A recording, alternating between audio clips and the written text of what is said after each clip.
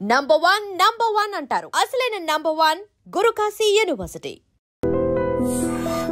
బ్రతకడం అంటే మీకు ఫస్ట్ వచ్చే ఇమేజరీ ఏమిటి చెప్పండి? I mean, I think it's a consciousness. And if you're conscious that you are, you're seeing something or you're hearing something, అనేది దాని నుంచి మనకు వచ్చి కలిగిన ఒక kind of an emotional aspect అనేది you will feel alive because of that. So అప్పుడు ఆటోమేటిక్గా ఎలా బతకాలి అనే కాంటెక్స్ట్ వచ్చినప్పుడు చాలా సింప్లిస్టిక్ లైన్లో నీ ఇష్టం వచ్చినట్టు బతుకు అని చెప్పచ్చు. అంతకన్నా కాంప్లెక్స్ అనేది లేదు, పాయింట్ 1. కానీ ఇష్టం వచ్చినట్టు బతికే వాళ్ళు ఎంతమంది ఉంటారు అనేది next point. Most of the time మనం వేరే వాళ్ళ కోసం బతుకుతాం, మన కోసం మనం బతకం. బికాజ్ ఇప్పుడు మీరు కాన్షియస్గా మీరు పుట్టినప్పుడు ఆబ్వియస్లీ మీ పేరెంట్సో లేకపోతే పక్కన మీ సిబ్లింగ్సో ఇలాంటి వాళ్ళతోటి ఒక యాజ్ యూ కీప్ గ్రోయింగ్ మిమ్మల్ని కంటిన్యూస్గా ఒక ఇన్ఫ్యూజ్ చేస్తూ ఉంటారు. నువ్వు తమ్ముని బాగా చూసుకో, లేకపోతే అది చూసుకో, ఇలా చెయ్యి, అలా చెయ్యి, ఇది చేస్తే తప్పు అని constantly. Like Ayn Rand wrote a very beautiful article in a book called The New Left, Anti-Industrial Revolution. In that ఒక చాప్టర్లో కంప్రాచ్యూస్ అని, అది కంప్రాచ్యూస్ వర్ ఏన్షియంట్ ట్రైబ్. వాళ్ళు ఏంటంటే మనుషుల్ని డిస్ఫిగర్ చేశారు. వాళ్ళు లావ్ అయిపోయి లేకపోతే సన్నగా అయిపోయి సర్కస్లో ఫ్రీక్స్ షోస్లో పెట్టేవాళ్ళు. వాళ్ళని చూసి జనాలు ఎంటర్టైన్ అవ్వడానికి. యూనో, సో Ayn Rand ఏముందంటే modern day comprachicos are smart. They don't distort bodies, they distort minds. చూడటానికి పర్ఫెక్ట్ మనిషిలాగా ఉంటాడు అన్ని విధాలుగా, లోపల మైండ్ మొత్తం డిస్ఫిగర్ అయిపోయి ఉంటుంది.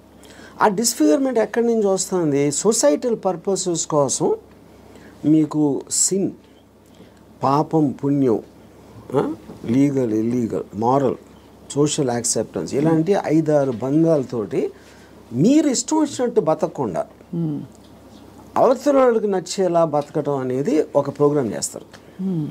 సో మీ లైఫ్ అంతా కూడా it's a conflict between what you want to do and what you have to do, what you're expected to do. అవును, ఈ మధ్యలో ఉన్నదే మీ కాన్ఫ్లిక్ట్ వస్తుంది. ఆ కాన్ఫ్లిక్ట్లో మీకు lows, highs, depressions, feeling of failure అన్నీ కూడా దాని డెరివేటివ్స్ దాంట్లోంచి. సో ఏ రోజైతే యువర్ ఎవ్రీ డెసిషన్ మీరు కాన్షియస్గా మీకోసం తీసుకున్నప్పుడు మీకు కాన్ఫ్లిక్ట్స్ అని ఉండవు అసలు. బట్ అసలు ఆ చుట్టూ ఉండే ప్రపంచం నుంచి కట్ ఆఫ్ చేసుకునే ప్రక్రియ చాలా క్లిష్టమైనది. That's the most difficult part. చాలా మందికి మీరు చెప్తున్న విషయాలన్నీ బుర్రకి బోధపడతాయి, బట్ బయటికి రావడం కష్టం అవుతుంది. How do you deal with that? అంటే see, first of all, I don't think people are designed to understand. I think it's against nature actually. ఎందుకంటే నేచర్లో కాన్ఫ్లిక్ట్ అనేది చాలా ఇంపార్టెంట్. అవును, మీరు యానిమల్స్లో తీసుకున్న కుక్కలు కొట్టుకునో లేకపోతే ఈ కొట్టుకునో మనుషులు అలా వేరే వేరే ఎక్స్క్యూజ్ తోటి కొట్టుకుంటాం అని కొట్టుకుంటాం అనేది ఒక కాన్ఫ్లిక్ట్ అనేది లేకపోతే మీరు బోర్డు అంతా చచ్చిపోతారు. ఫస్ట్ ఏం చేయాలో తెలియదు, పొద్దున్న నుంచి రాత్రి నిద్రపోయేవాళ్ళు. యూనో, సో అవతలోని అర్థం చేసుకోకపోవడం, అవతలోడి పాయింట్ ఆఫ్ వ్యూ అర్థం చేసుకోకపోవడం నుంచే కాన్ఫ్లిక్ట్ వస్తుంది ఎక్కడైనా. సో ఇప్పుడు అలాంటి దాంట్లో మీకు అది స్టడీ చేసి ఇప్పుడు నేను ఉన్నాను అనుకోండి, I never have a conflict with anyone. అది ఎందుకు? Because I believe each of us are born. మనం బార్న్ అయినప్పుడు ఒక బ్లాంక్ మైండ్తో పుట్టాం. నేను పుట్టిన సర్కమ్స్టాన్సెస్లో నా పేరెంట్స్, నా చుట్టూ ఉన్నోళ్ళు, నా ఎక్స్పీరియన్సెస్, నేను చదివిన బుక్స్ ఇవన్నీ కలిపి దాని రెసిడ్యూ నుంచి నా పర్సనాలిటీ డెవలప్ అవుతుంది. That will be completely different with you. ఎందుకంటే మీరు పుట్టిన సర్కమ్స్టాన్స్, దాకా నేను చెప్పిన ఫ్యాక్టర్స్ అన్ని మీకు వేరు ఉంటాయి. అవును, each and every person will have a different thing. అప్పుడు నన్ను మీరు అర్థం చేసుకోవాలని అనుకుంటాం. First of all that is a fundamental mistake. అప్పుడు ఆ పరిస్థితి లేనప్పుడు మీరు ఐదర్ బ్లైండ్గా నన్ను నమ్మాలి, ఒక రిలేషన్షిప్ ఆస్పెక్ట్లో ఒక పార్టీయో గ్రూపో లేకపోతే ఎంప్లాయీ గాను, ఎక్స్ గాను, వై గాను. But deep inside me personality ఉండదు. అది ఎంత స్ట్రాంగ్గా మీరు బయట పెట్టగలుగుతారు, దాస్తున్నారా లేకపోతే మీకు మీరే గిల్టీగా ఫీల్ అవుతున్నారా, ఏంటి ఇలాగా ఆలోచిస్తున్నాను అని. ఇప్పుడు ఫర్ ఎగ్జాంపుల్ 10 commandmentsలో one of the biggest commandment is thou shalt not covet thy neighbour's wife. అవును, కరెక్ట్. అంటే ఇప్పుడు రాసినప్పుడే ఇలాంటి బుద్ధులు ఉంటాయని వాళ్ళకి అర్థమైంది. ఎవరైతే రాశారో దేవుడా ఎవర్ ఇట్ ఈస్, యూనో. అప్పుడు నేనేమంటానంటే పక్కింటోడి భార్య అని చూడకూడదు కరెక్టే, కానీ పక్కింటోడి భార్య మేఘన్ ఫాక్స్ లాగా ఉంటే ఏంటి పరిస్థితి? అప్పుడు చూడకూడదు అనేది కరెక్ట్, ఓకే ఫైన్. కానీ మనకున్న మైండే మనకున్న బుద్ధో చూసేలా చేస్తుంది. కరెక్ట్. అప్పుడు ఏంటి మీరు సీక్రెట్గా చూస్తారు. సీక్రెట్గా చూస్తే ఓకేనా అంటే but that is again huge other aspect. Similarly నేను ఒక చోట పని చేస్తున్నా, నా బాస్కి నాకన్నా మంచి లైఫ్ స్టైల్ ఉంది, ఆడ కారు ఉంది, నా దగ్గర లేదు, ఆడ దగ్గర ఏదో ఉంది. అప్పుడు నేను ఈయన కొట్టేసి తీసుకోవాలని నేను అనుకోవచ్చు కదా, but then I'm stop by my fear or the legal aspect, తర్వాత కాన్సిక్వెన్స్ అని కొంతమంది చేసేయచ్చు which will become criminals in the view of society. So ఇప్పుడు గుడ్ బ్యాడ్ అనేది లేదు, పాపం పుణ్యం లేదు, ఇవన్నీ కూడా మనం పర్స్పెక్టివ్స్లో క్రియేట్ చేసుకునే అర్థమైన రోజు మీరు నిజంగా చాలా హ్యాపీగా బతుకుతారు. That is what is called ఎలా బతకాలి అనేది అండర్స్టాండింగ్తో బతకాలి. Understanding of issues, understanding of conflicts, understanding of మీకున్న రిలేషన్షిప్స్. రైట్. అట్లా చాలాసార్లు ఏంటంటే సొల్యూషన్ కాకుండా they only want to talk about problems. Correct. ఎందుకంటే సొల్యూషన్ వచ్చేస్తే మళ్ళీ మీకు బరువు పడుతుంది, then you look for another problem. Because ఆ ప్రాబ్లం లేనిదే మనకు బ్రతకడం చేత కదనా. అంతే. ఇప్పుడు ఉదాహరణకి నాకు పెళ్ళి అయినప్పుడు I basically was Ilaiyaraaja fan. My wife use to like ghazals. మా ఇంట్లో ఒకే టైప్ పడుతుంది చిన్నది. ఇళయరాజా తనకేస్తుంది, నాకు గజల్ ఎలా కూడుతుంది. అప్పుడు నేను ఏం చేసేవాడిని, నేను రోడ్ మీదకి వెళ్ళి ఫుట్పాత్ మీద కూర్చుని వాక్మెన్ వినేవాడిని ఇళయరాజా సాంగ్స్. అది నా దృష్టిలో సొల్యూషన్. బట్ తన దృష్టిలో ఇట్ ఈస్ డిఫైన్. అంటే అప్పుడు తన టేస్ట్కి నన్ను కన్వర్ట్ అవ్వాలి అని అనుకోవడానికి, లేకపోతే నా టేస్ట్కి నువ్వు కన్వర్ట్ అవ్వాలప్పుడే కాన్ఫ్లిక్ట్ వస్తుంది. మీరు అనుకోవాలి కాకుండా నేను అనుకోలేదు. నేను ఎందుకంటే నేను ఎవరిని కూడా I will not ask them to change. I will not ask anybody to live for నాలాగా బతకమని నేను ఎవరిని అడగను, నా కోసం బతకమని నేను ఎవరిని అడగను. That individuality I think is the most biggest gift nature or God he's given us. ఆ ఇండివిజువాలిటీని మీరు సొసైటీ కోసం త్యాగం చేసినప్పుడే మీరు బతికే విధానం అంతా కూడా it will become a big headache. అసలు ఎలా బ్రతకాలి అనే క్వశ్చన్కి what is the trigger, possible trigger in anybody's life or journey? So ఇప్పుడు ఫర్ ఎగ్జాంపుల్ నేను నా ఆల్మోస్ట్ ఒక ఇంజనీరింగ్ కాలేజ్ ఫైనల్ ఇయర్ వరకు కూడా బతికాను అంతే. బతకడం అంటే ఎలా బతికాము, పొద్దున్న లేసాం, భోజనం చేసాం, టిఫిన్ తిన్నాం, ఏదో చదవమన్నారు చదివాం, స్కూల్కి వెళ్ళాం, ఎగ్జామ్స్ రాసాం, ఏదో ఫ్రెండ్స్ ఉన్నారు. అదే అంటే this is just routine day after day of repetition of that. ఏ రోజైతే కాన్షియస్గా నేను ఒక ఫిల్మ్ మేకర్ అవ్వాలి అని ఒక అబ్జెక్టివ్ నేను తెచ్చుకున్నాను ఒకరోజు, వేరియస్ ఫ్యాక్టర్స్ అయి ఉండొచ్చు, అప్పుడు మీరు ఆ పర్టిక్యులర్ గోల్కి రీచ్ అవ్వటానికి ఒక డెసిషన్ తీసుకున్నారు కాబట్టి every day every minute becomes interesting. మీరు రీచ్ అవ్వచ్చు, అవ్వకపోవచ్చు, చాలా ఫాస్ట్గా అవ్వచ్చు, లేకపోతే స్లోగా అవ్వచ్చు, కానీ ఎవ్రీ థాట్ మీరు బతికిన ప్రతి నిమిషం ప్రతి క్షణం దాని వైపు చూస్తున్నారు కాబట్టి మీరు అడుగు వేయటం ఉండదు. అడిగేసారా, పరిగెత్తారా, కింద పడ్డారా, మళ్ళీ లెగిసారా అన్నది, కానీ you are continuously travelling towards that is the right way to live. అప్పుడు దానికి ఆబ్జెక్టివ్ అనేది లేకపోయినప్పుడు నేను ఇందాక చెప్పినట్టు you are repeating every day అది without any change at all. So ప్రయత్నం అనేది ముఖ్యం, as long as you are walking in the direction of your dreams. కానీ దానికి ఆబ్జెక్టివ్ కావాలి, అదే మిషన్ ఆబ్జెక్టివ్. అక్కడికి నేను రీచ్ అవ్వాలి, ఇది చేయాలి, అదేం గొప్ప అవ్వట్లేదు, అది మీ ఇష్టం, అది ఏంటనేది. ఇప్పుడు మీరు సినిమా తీయాలనుకుంటారు, హిమాలయాస్కి నడిచి వెళ్ళాలి కూడా, అది కూడా ఆబ్జెక్టివే. ఏదైనా అవ్వచ్చు, ఎనీథింగ్ వాట్ యూ వాంట్, అది వేరే చెప్పింది కాదు. మీరు ఫీల్ అయ్యి ఇలా చేస్తే I will just have my happiness ఏదో మీరు అనుకున్నప్పుడు that process of living becomes completely different compare to just repeating every day. మీ దృష్టిలో అలా అనుకోవడానికి రోజువారీ చర్యలకి there is a conflict, because ఈ రోజువారీ చర్యలన్నీ కూడా సొసైటీనో ఇంకో కండిషనింగ్ ముసుగులో కొట్టుకుపోతున్నాం. సో అక్కడి నుంచి there is a distortion in the objective and the ఇది అంటారు. ఇదో ఇంట్రెస్టింగ్ పాయింట్. ఇప్పుడు మీరు ఆబ్జెక్టివ్ అనేది it should never be a person. అంటే ఇప్పుడు నేను నా భార్యను ప్రేమిస్తున్నా, లేకపోతే నా కొడుకు కోసం, లేకపోతే ఎవరు అనదర్ హ్యూమన్ బీయింగ్కి రిలేటెడ్ ఉన్న దానికి ఆబ్జెక్టివ్ అనేది దట్ ఈస్ డేంజరస్. ఎందుకంటే that person is subject to change. అంతే కదా. యా, కానీ మీరు ఫిల్మ్ మేకర్ అవ్వాలంటే అది నా కంట్రోల్లో ఉంది.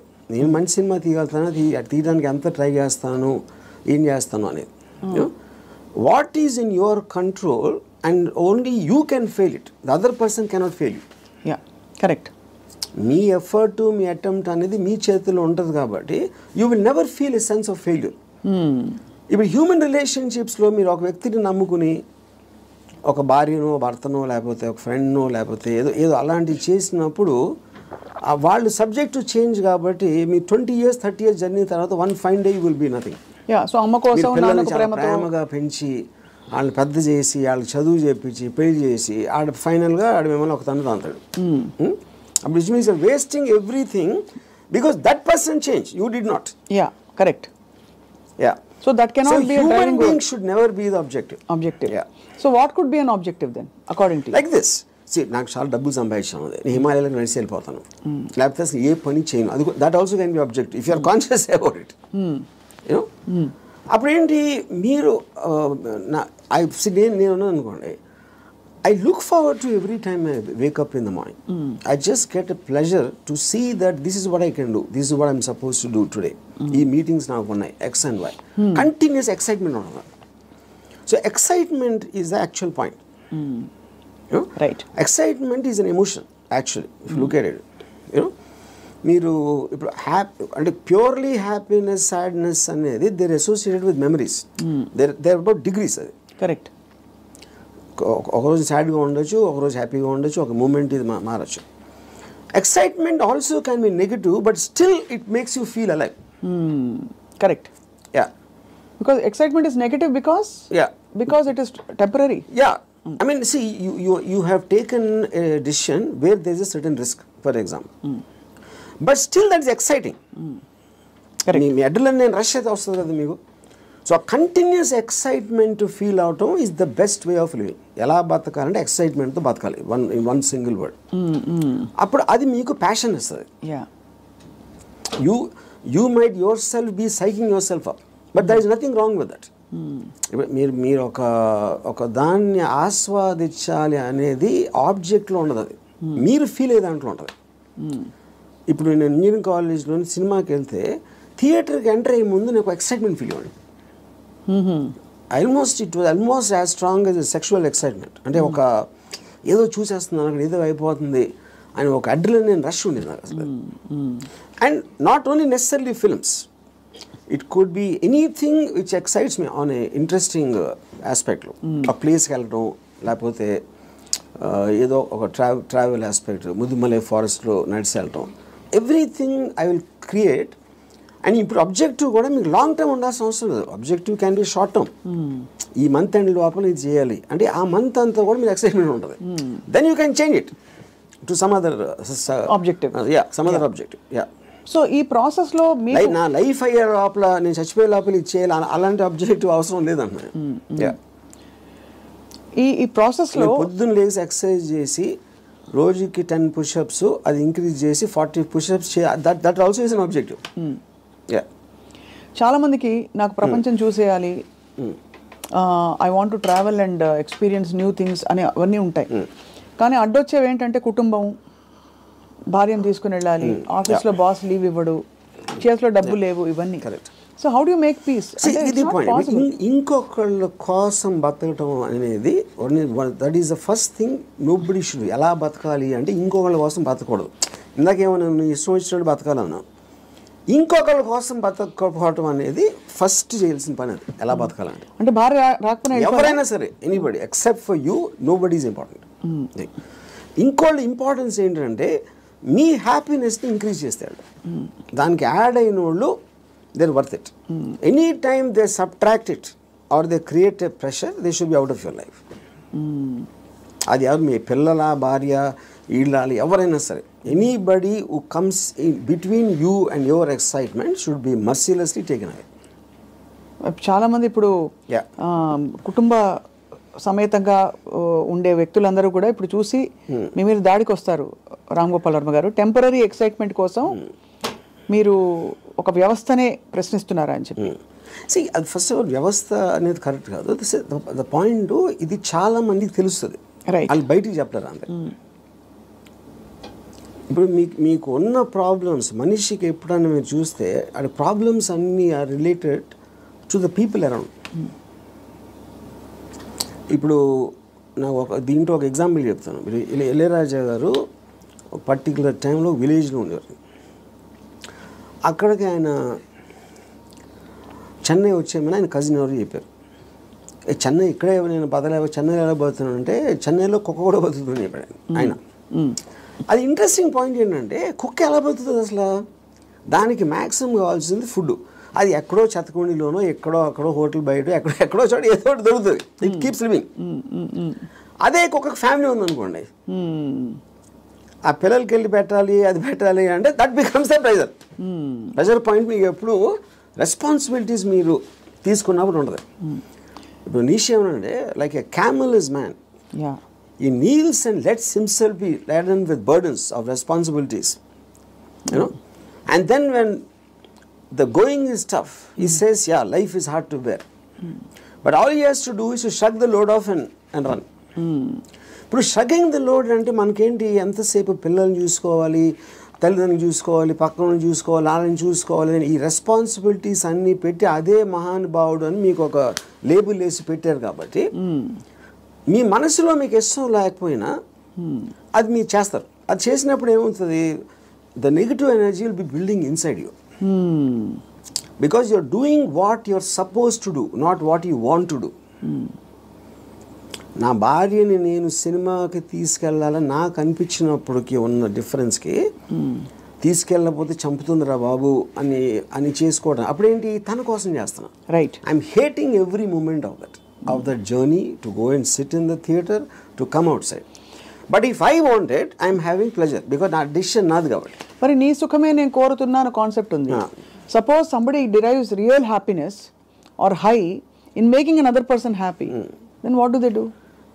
ఇది అంటే అప్పుడు అతను అనుకున్నట్టే కదా, my happiness is coming out of someone which is my decision only. No, అదే డెసిషన్ మన దగ్గర ఉండాలి, అది డెసిషన్ మన దగ్గర ఉండాలంట, అంతే కదా. యా, ఎందుకంటే అందరికీ రోజు నిత్యం ఏదో సాధించాలి అని గోల్స్ ఉండకపోవచ్చు. ఎవరో ఏదో అనుకుంటారు, ఎవరో ఏదో బాధపడతారు, ఎవరో ఏదో కోపగిస్తారు అని వాళ్ళ కోసం చేయటానికి ఒక ప్రెషర్ తోటి మీకు అనిపించేయడానికి ఉంది కదా డిఫరెన్స్. యా, ఈ హోల్ ప్రాసెస్ లో బిగ్గెస్ట్ డెటరెంట్స్ హ్యూమన్ రిలేషన్షిప్స్ అంటారా, రిలీజియన్ అంటారా, లేక లెథార్జీ అండ్ ప్రోకాస్టినేషన్ అంటారా? What is the biggest challenge మీ దృష్టిలో? ఐ ఫీల్ అంటే ఇప్పుడు రిలీజియన్ అనేది, బికాస్ పాపం పుణ్యం అనేది they are going to be measured when you die.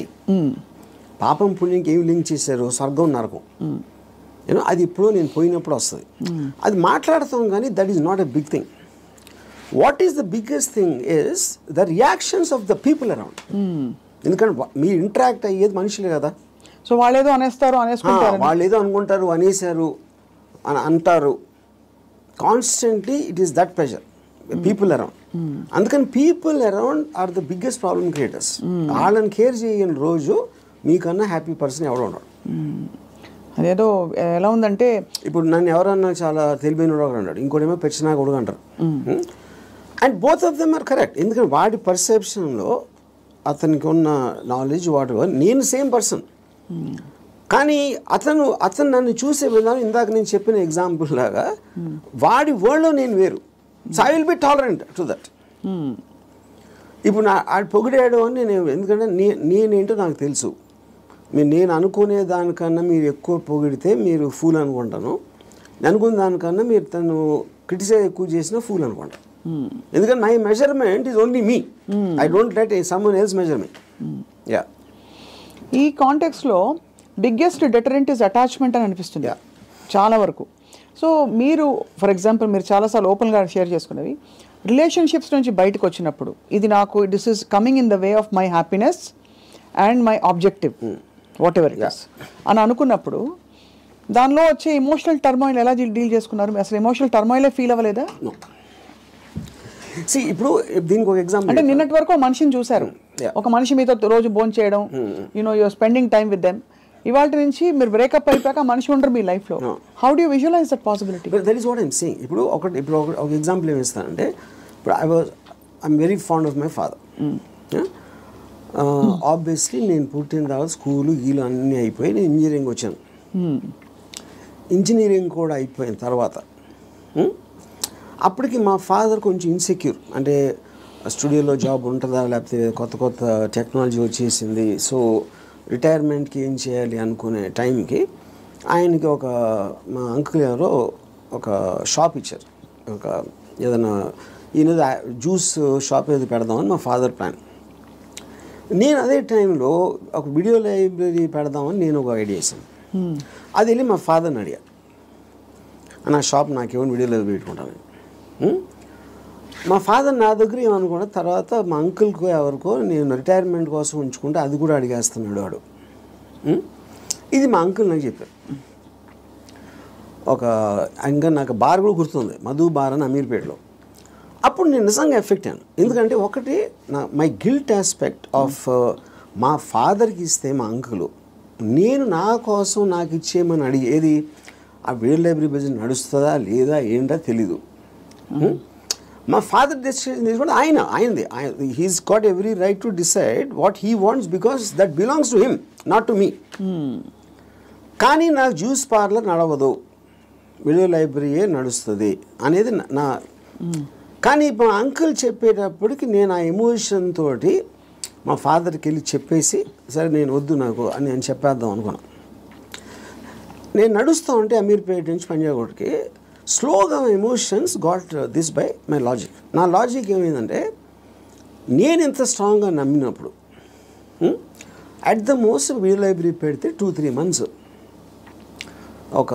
తెలుస్తుంది అది నడుస్తుందా లేదా మూసేయాలి. అప్పుడు anyway you can do is in case he wants to juice thing. Okay, but ఇది వర్కౌట్ అయిందంటే ఇట్ చేంజ్ అవర్ లైఫ్స్. మా ఫైనాన్షియల్ ఆస్పెక్టు ఇది అది అన్నీ మారిపోతాయి. అప్పుడు నేనేం డిసిషన్ తీసుకున్నా ఫైనల్గా, I don't care about what my father thought.